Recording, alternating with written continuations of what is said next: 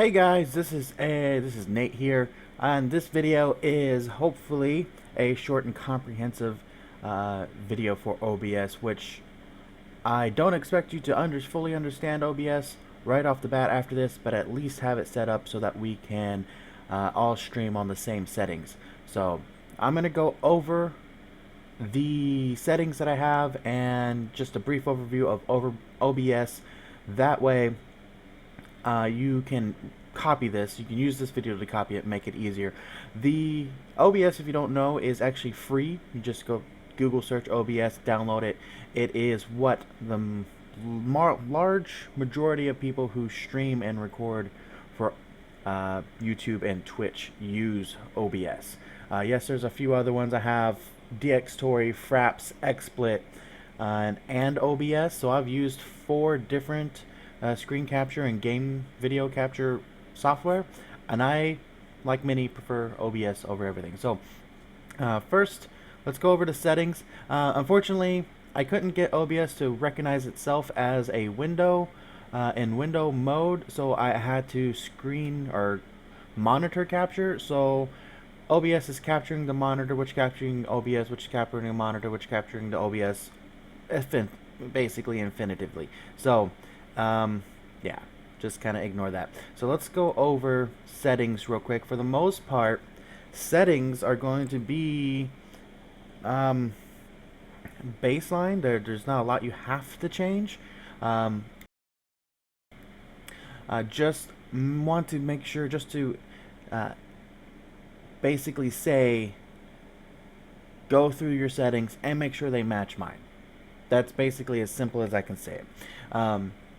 Of course, general, English, profile setting, Searc gaming, that's up to you. Whatever, this can be whatever you need it to be.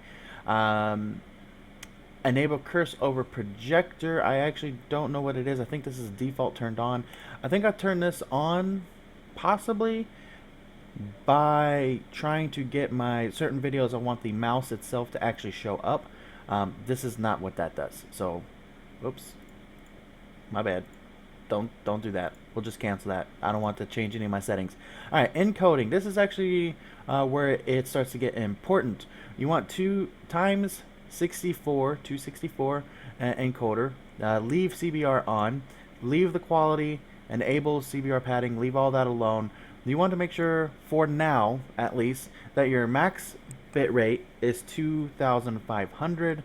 For those of you who have not as good internet, you can go as low as 1500 bit rate before you can no longer do 720p. Under 1500 bit rate, you won't be able to capture 720p anymore. 2500 is considered the maximum for 720p as far as Twitch goes, and the reason for 2500 bit rate is more so not necessarily because you are incapable of streaming at 2500, but because other people's internet who are watching the stream won't be able to download your stream because you're uploading at 2500 kilobytes per second. So just, if you have great internet and you don't have any issues streaming, just set it at 2500. If your internet is a little bit less than great, you can drop it down as low as 1500 and just kind of test this out to see what's going to provide the least amount of buffering.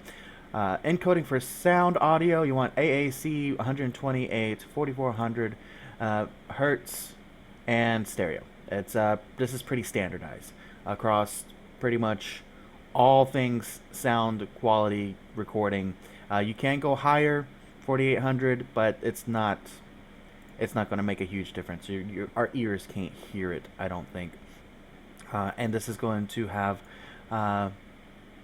the best quality while at the same time not having huge amounts of lag buffering issues as far as the audio becoming unsynced with the video.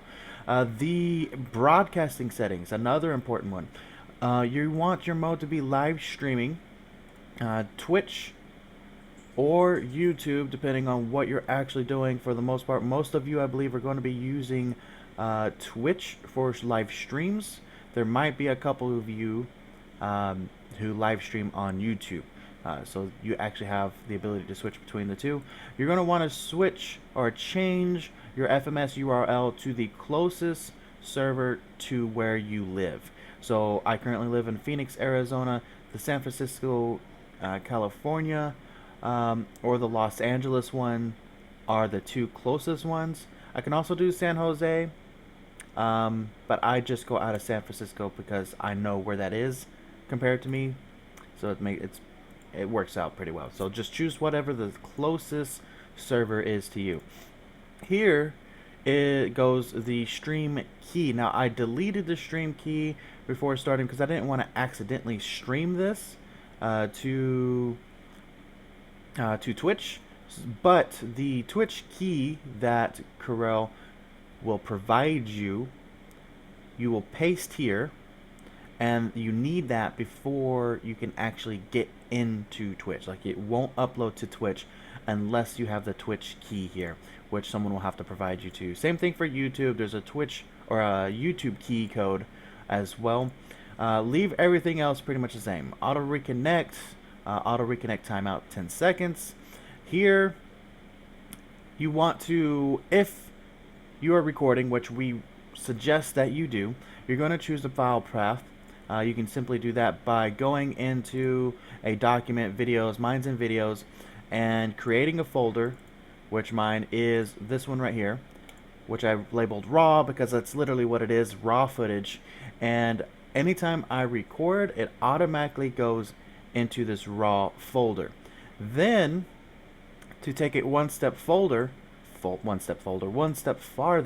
I actually, this .mp4 setting is not standard.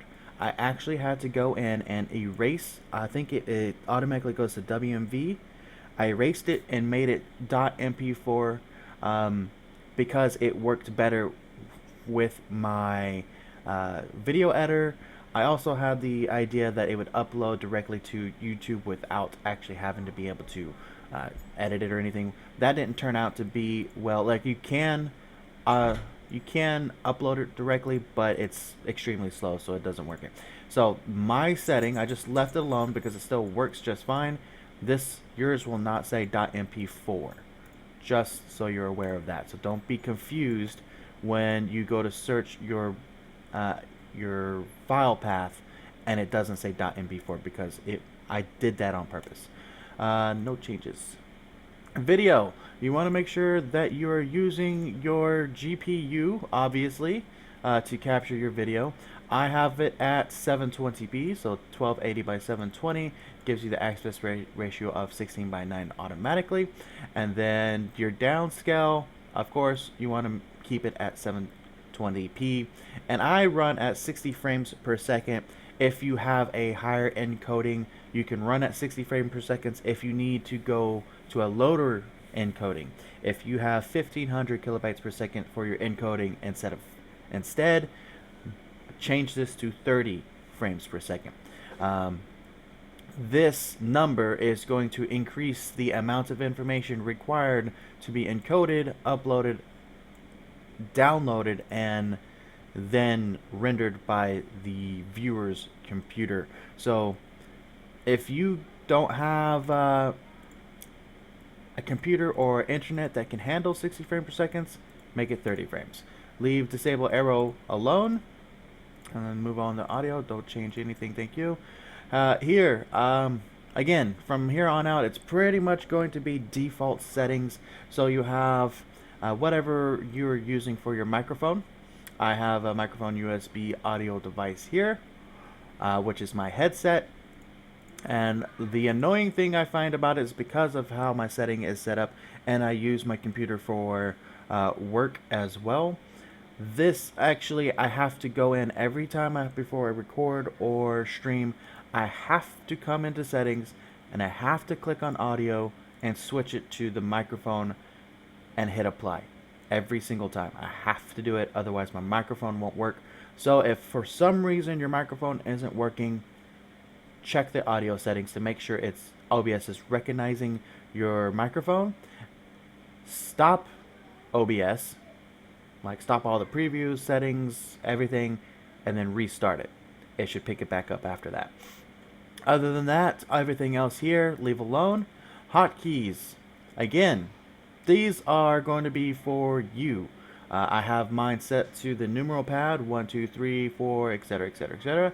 So I can start and stop my stream with the number 1, start and stop recording with 2, replay buffer, which I almost never, no, I take that back. I never use the replay buffer. Actually, I don't use anything other than 1 and 2. And 7, 8, and 9, which I believe are scene switcher. Nope, that's not what. Where? That's very odd. I do have 7, 8, and 9 bound as well, but apparently it's not going to let me. I don't remember where it was at. Oh well. Oh well, we'll come to that eventually. What's important is being able to stop and start your recordings or stream with the press of a button, as opposed to minimizing your game and then switching over to OBS or something along those lines. So set that up however you want. Advanced settings, I believe, are all standard. Don't touch any of these. Yeah, I don't think I've ever changed anything in here. I haven't needed to. Now, I'm sure there are some things that we could do in here that will tweak, that could be tweaked and possibly improve it, but it's not needed. This is extremely advanced OBS stuff. Again, quick sync encoder. I mean, it's all grayed out. You can't even do anything with it. Browser can't do anything with that. I mean, I have no idea what any of this means, so don't even touch it. Microphone noise gate. This is, from what I've read, not that good. The purpose of a noise gate, if you don't know, is you set the close. So if I am below this marker, the microphone literally turns off. If I am above this marker, the microphone, I think, turns off as well. What this does is it cuts out any white noise. So if I stop talking here, you'll see it continue going because I have a fan going on in the background, so you have white noise. But at the same time, this needs to be high enough so that you don't get cut out. But if you go above that marker, the purpose of that is so you don't blow the eardrums out of your anyone watching because you screamed or something. But everything I have read said that this is not that good. You want to get a separate program from OBS if you need a noise gate or want a noise gate, etc., etc. And pretty much don't use this. I tried it. It didn't really work very well, so I'm going to go with what everyone else says. Scene switcher. I believe what this is for is you use it to set up multiple games so you can switch between games in a single stream without turning the stream on and off easily. I don't use it because I don't typically switch games in a single stream. I play one game throughout the entire stream. Oh my lord. Video has just finished rendering. But that's what this is for. If you're streaming 2 or 3 games on your channel or on the KeenGamer channel, and they're all, let's say, New Binding of Isaac, let's see, what else is there? Super Meat Boy's eventually is going to come out. I believe he's working on a new Super Meat Boy, or at least that's the rumors. Stuff like that. Say you have 3 or 4 games of a similar genre, and you want to play all of them in a single sitting without turning off your stream. You would need to set up the scene switcher so that when you switch to a different game, OBS automatically checks that and switches over to the new one without having to do this, where you right click on game catcher, switch to properties, and then switch to whatever game happens to be in here. So that is, as far as settings go, that's going to be it. There's a couple other things you'll need to know. I think I'm going to make a different video for that. And it's going to be mostly about setting up these scenes and global sources. So I will be right back with that. That way these videos aren't ridiculously long and you can follow along more easily. Okay, bye.